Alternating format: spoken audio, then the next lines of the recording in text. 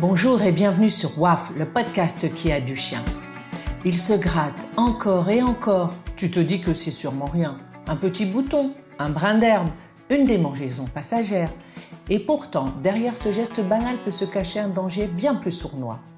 Les tiques, puces, aoutas et autres phlébotomes font partie de ces parasites qu'on ne voit pas toujours, mais qui peuvent gâcher la vie de ton chien, voire mettre sa santé en danger.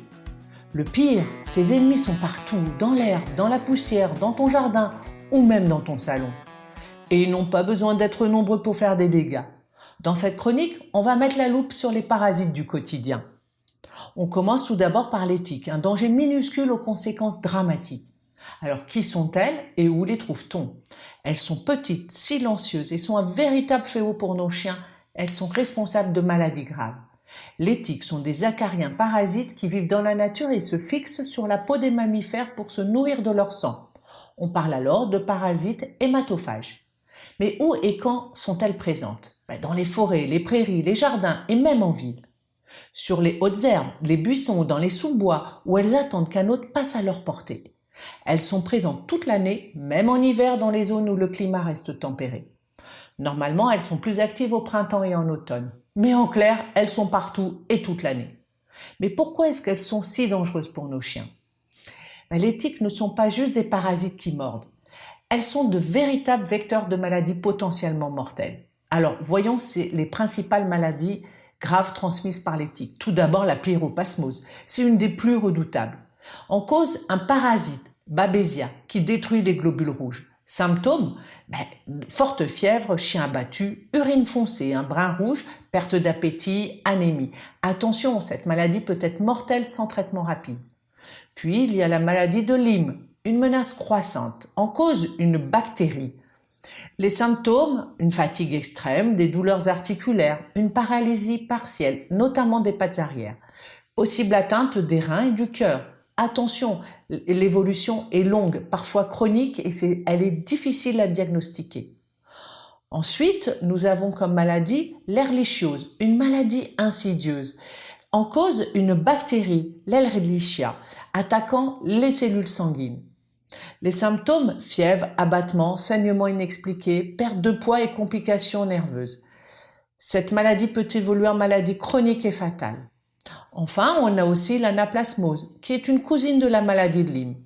La cause, c'est une bactérie, l'anaplasma. Les symptômes, on retrouve une fièvre, des douleurs musculaires, possibles troubles neurologiques. Attention, cette maladie est souvent confondue avec la maladie de Lyme. Elle nécessite une prise en charge rapide. Mais les tiques peuvent aussi transmettre d'autres maladies, notamment l'encéphalite attique, qui est une atteinte neurologique grave, la bartonellose ou encore l'hépatozoonose. Alors, je voudrais te raconter un cas perso parce qu'il n'y a pas longtemps, j'ai failli perdre Jessie. Probablement à cause d'une maladie transmise par une tique. Les analyses n'étaient pas du tout révélatrices, au contraire. Mais j'ai insisté pour qu'on lui administre du Carbesia et c'est ce qui l'a sauvée in extremis. Je pense qu'il s'en est fallu de quelques heures. Alors attention, une tique peut rester jusqu'à 10 jours accrochée avant de tomber. Mais les maladies peuvent se déclarer plusieurs jours, voire plusieurs semaines après la morsure. À surveiller après une morsure, on dit piqûre, mais le terme exact est morsure.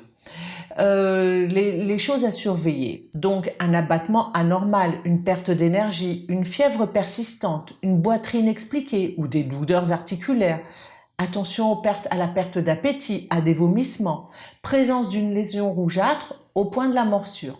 Donc si ton chien présente un ou plusieurs de ces signes après une morsure, direction le vétérinaire immédiatement. Par contre, que faire si ton chien a une tique, premier secours?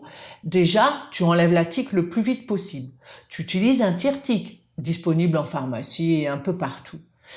Surtout, ne pas tirer brusquement. Il faut faire un mouvement de rotation pour éviter de laisser la tête sous la peau. Bien désinfecter la zone après extraction et surtout, tu surveilles ton chien plusieurs jours après la morsure. Alors, il ne faut pas mettre d'éther ou d'alcool ou de produits chimiques sur la tique. Cela la ferait régurgiter dans le sang du chien. Donc, c'est très embêtant.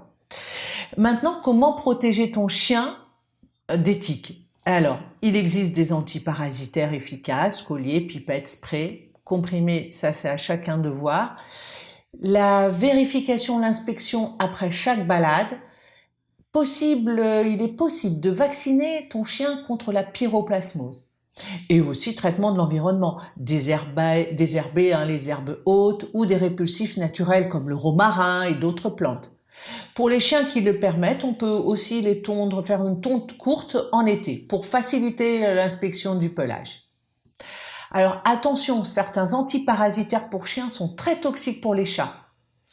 C'est même mortel. Alors moi, je te donne ma recette de spray naturel.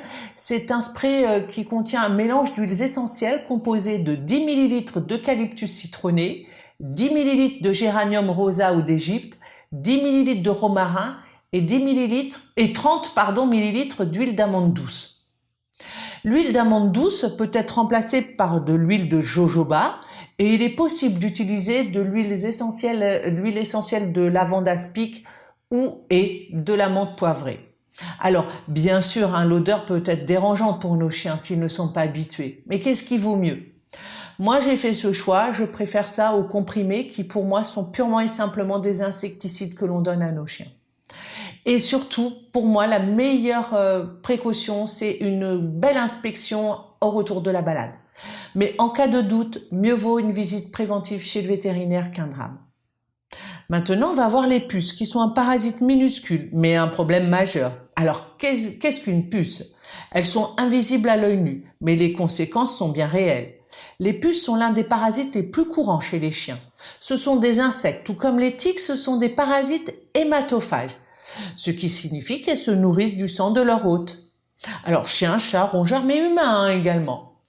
Elles sont toutes petites, de 1 à 3 mm, donc elles sont difficiles à voir sans une inspection minutieuse. Et elles font des sauts impressionnants jusqu'à 30 cm de haut.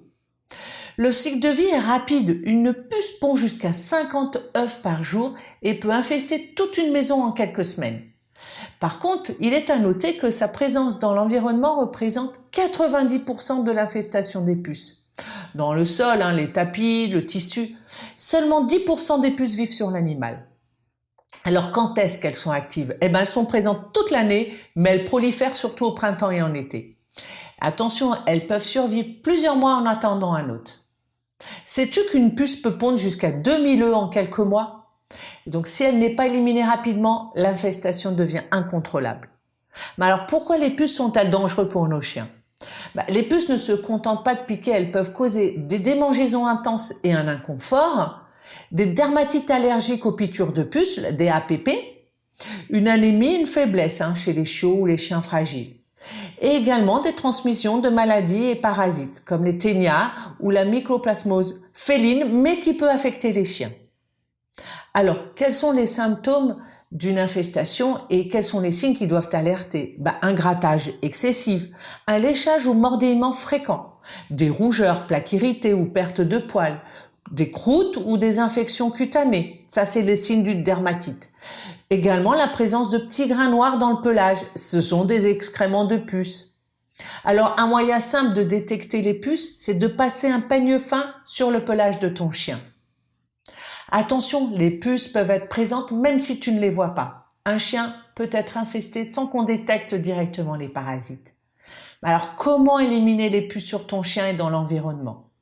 Il y a 3 étapes. Déjà, traiter le chien immédiatement avec un shampoing anti-puce et un peigne anti-puce pour retirer les puces manuellement, ou des antiparasitaires efficaces, colliers, pipettes, sprays, etc.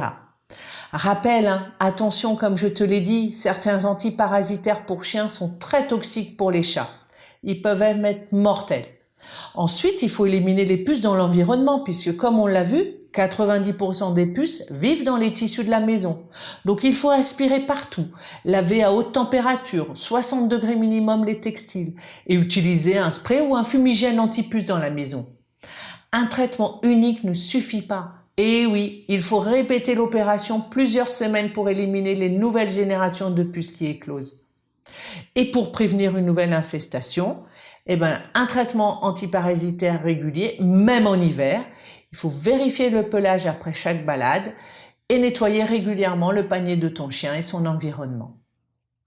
On va voir maintenant les aoutas, qui sont des ennemis invisibles et qui rendent la vie infernale. Alors, qui sont-ils et où les trouve-t-on? Les aoutas sont des acariens microscopiques qui parasitent temporairement les mammifères, dont les chiens et les humains, et qui peuvent transformer la vie de ton chien en véritable cauchemar. Ils sont tout petits, de 0,2 à 0,5 mm, donc quasiment invisibles à l'œil nu. Couleur orange vif à rouge. Alors, le cycle de vie, il faut savoir que seules les larves sont des parasites. Les adultes, eux, vivent dans le sol. Elles grimpent sur l'animal, injectent leur salive dans la peau et se nourrissent des cellules détruites. Après quelques jours, elles tombent et deviennent adultes, prêtes à recommencer leur cycle. Alors, quand sont-ils actifs? Alors, principalement de juillet à octobre, avec un pic en août et en septembre, d'où le nom d'aouta. Ils adorent les périodes chaudes et humides. Mais où est-ce qu'on les trouve? Dans les herbes hautes, les prairies, les jardins, les forêts, dans les parcs, terrains de sport, bords de rivières. Ils sont présents partout en France et en Europe. C'est tout que les aoutas ne piquent pas en fait. Ils creusent des micro-sillons dans la peau pour injecter des enzymes digestives et se nourrir. C'est leur salive qui provoque les démangeaisons intenses. Mais pourquoi les aoutas sont dangereux pour nos chiens? Les chiens sont particulièrement sensibles aux aoutas parce qu'ils courent dans l'herbe haute et les zones infestées. Leurs zones de prédilection sont les pattes, le ventre, les plis cutanés, les oreilles et entre les doigts. Mais leur réaction immunitaire peut être violente, surtout si les chiens sont allergiques. Les conséquences, ça va être des démangeaisons intenses, des rougeurs et des lésions cutanées, des infections secondaires. Le grattage excessif ouvre des plaies et favorise les infections bactériennes. Enfin, s'il y a une réaction allergique sévère, dermatite estivale, certains chiens peuvent développer une hypersensibilité avec des lésions importantes. Les aoutas ne transmettent pas de maladies graves, mais leur effet sur la peau peut être redoutable. Alors, les symptômes, comme on l'a vu, des démangeaisons excessives, léchage ou mordillement des pattes et du ventre, mais des petits points rouge-orange vifs sur la peau, des rougeurs, irritations, des infections secondaires si le chien se gratte, mais où les chercher sur ton chien? Alors, on l'a vu qu'il y a principalement entre les doigts, le ventre, l'intérieur des cuisses, mais dans les plis cutanés autour des yeux, et sur le museau, les babines. Alors, les symptômes apparaissent souvent quelques heures après l'exposition et peuvent durer plusieurs jours. Mais comment les éliminer sur ton chien et dans l'environnement? Pareil, traitement plusieurs étapes. Soulager immédiatement les démangeaisons. On peut laver son chien avec un shampoing doux antiparasitaire, calmant et désinfectant. Ensuite, appliquer un spray ou une lotion anti-démangeaison, à base d'aloe vera ou de camomille, antiseptique de préférence. Et utiliser un bain à base de bicarbonate de soude. Une cuillère à soupe dans 1 litre d'eau tiède. Et cela apaisera la peau. Maintenant, pour éliminer les aoutas, il y a des traitements vétérinaires qui sont recommandés, des pipettes antiparasitaires spécifiques contre les aoutas ou des colliers parasitaires avec action contre les acariens. Il peut y avoir des comprimés oraux antiparasitaires. Maintenant, il y a des méthodes naturelles en complément, des bains au vinaigre de cidre dilué ou des huiles essentielles répulsives. Et on retrouve la lavande, la citronnelle, toujours diluée et à utiliser avec prudence, bien sûr. Alors, maintenant, il faut savoir, une dernière chose aussi sur les aoutas, c'est que les traitements anti-puces classiques ne sont pas toujours efficaces contre les aoutas. Donc, demande à ton vétérinaire un produit adapté. Et ensuite, il faut traiter l'environnement pour éviter la réinfestation. Alors, tondre l'herbe courte dans ton jardin, nettoyer et aspirer régulièrement les tapis, coussins et textiles du chien. Utiliser un spray acaricide sur les surfaces fréquentées par le chien et éviter de promener son chien dans les zones infestées, les herbes hautes, les champs et prairies. Un chien peut se réinfester à chaque balade, d'où l'importance de la prévention. Pour terminer, on va voir une autre plaie. Pour moi, ce sont des plaies, c'est les phlébotomes. C'est un moustique, mais une maladie dont il ne faut pas qu'il ne faut pas négliger. On parle souvent des tiques, des puces ou même des frelons, comme dans la chronique précédente. Mais il existe un autre ennemi silencieux que beaucoup de propriétaires de chiens ignorent, le phlébotome. Ce minuscule moustique est actif principalement la nuit et il est le vecteur d'une maladie grave, la leishmaniose. Alors, qu'est-ce qu'un phlébotome? Alors, comme on l'a vu, c'est un tout petit moustique, 2 à 3 mm. Il est silencieux et presque invisible à l'œil nu. Il est surtout actif donc au crépuscule et la nuit, de mai à octobre, dans les zones chaudes et humides. En France, on le retrouve principalement dans le sud, région méditerranéenne, mais malheureusement, comme pour les chenilles processionnaires, il remonte de plus en plus vers le nord avec le réchauffement climatique. Mais pourquoi est-ce que les phlébotomes sont dangereux pour nos chiens? Alors, contrairement aux moustiques classiques, le phlébotome est porteur d'un parasite microscopique, Leishmania infantum.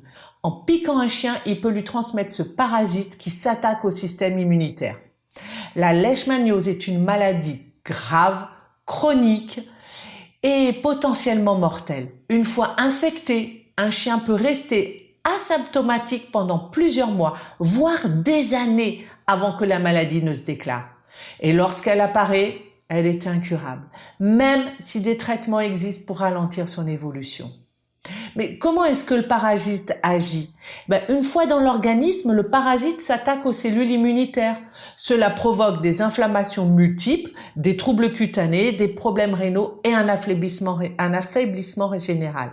Les signes qui doivent alerter: une perte de poids malgré un appétit conservé, une fatigue chronique, des problèmes de peau, des plaies qui ne guérissent pas, des pellicules ou des croûtes, des saignements de nez, des griffes anormalement longues, anormalement dans le sens où un chien âgé peut avoir des griffes plus longues parce qu'il les use moins. Là, on parle bien de griffes anormalement longues, des ganglions gonflés, une insuffisance rénale dans les cas avancés. Si ton chien était en voyage ou vit dans une zone à risque et présente l'un de ces signes, consulte immédiatement un vétérinaire. Alors, comment protéger ton chien? La prévention est la seule vraie arme efficace contre le phlébotome. Voici les mesures que je recommande. Utiliser des répulsifs efficaces. Alors, il y a des colliers, pipettes ou sprays qui contiennent des insecticides spécifiques. Attention, pareil, certains produits sont très toxiques pour les chats. Il faut limiter les sorties nocturnes. Le phlébotome pique surtout entre le coucher du soleil et l'aube. Évite de te laisser ton chien dehors pendant cette période, surtout en été. On peut protéger l'environnement en installant des moustiquaires fines si ton chien dort à l'intérieur. Utiliser des diffuseurs aussi ou des lampes anti-insectes dans les zones à risque. Et la vaccination et traitement préventif, parce qu'il existe un vaccin contre la leishmaniose, mais il ne protège pas à 100%. Il aide à renforcer les défenses immunitaires. Un traitement préventif oral, le dompéridone peut être prescrit pour stimuler la réponse immunitaire du chien. Personnellement, je ne connais pas ce traitement préventif oral. Il faudrait vraiment se renseigner auprès de chaque vétérinaire. Maintenant, que faire si mon chien est déjà infecté? Alors, pas de panique, mais pas d'illusion non plus. La leishmaniose ne se guérit pas, mais elle se gère. Avec un bon suivi vétérinaire, une alimentation adaptée et un traitement spécifique, certains chiens vivent plusieurs années dans un bon confort. Le traitement repose souvent sur des antiparasitaires oraux ou injectables, des soins pour soutenir les reins et la peau et un suivi sanguin régulier. Donc, comme tu l'as vu, les tiques, puces, aoûtas, phlébotomes, derrière ces noms parfois un peu flous se cachent des menaces bien réelles. Et dans bien des cas, ton chien ne peut rien faire tout seul. Il compte sur toi, sur ton œil, sur ta vigilance et sur ta réactivité. Par contre, la bonne nouvelle, c'est que tu n'es pas démuni. Il existe aujourd'hui des traitements efficaces, des gestes simples, des habitudes à adopter. Ce que tu fais au quotidien peut réellement changer la donne. Retiens bien ça. Une inspection après chaque balade, des protections adaptées selon la saison. Évite de promener ton chien dans les herbes hautes. Et en fonction de la région, pour les phlébotomes, évite les sorties nocturnes ou à l'aube. Et une bonne dose d'attention au moindre changement de comportement ou de peau. Parce que ces parasites, on ne les entend pas arriver, mais on peut mettre des choses en place pour essayer de leur barrer la route. Une question, une suggestion, une expérience à partager, écris-moi à contact@waf.dog. Ton avis est précieux. Si cette chronique t'a plu, laisse une note et un commentaire pour aider d'autres passionnés à découvrir WAF. Et bien sûr, abonne-toi pour ne manquer aucun des futurs épisodes. À très vite et d'ici là, prends soin de toi et de ton chien. Je te remercie d'avoir écouté cet épisode de WAF et j'espère que tu y as pris beaucoup de plaisir. Si tu as aimé, laisse un avis et n'hésite pas à partager le podcast avec tes amis ou d'autres passionnés de chiens. Pense aussi à t'abonner pour ne manquer aucun des prochains épisodes remplis d'histoires captivantes et de conseils pratiques. Et bien sûr, un petit clin d'œil à tous nos chiens qui enrichissent nos vies de 1001 façons. À la semaine prochaine pour de nouvelles aventures canines sur WAF.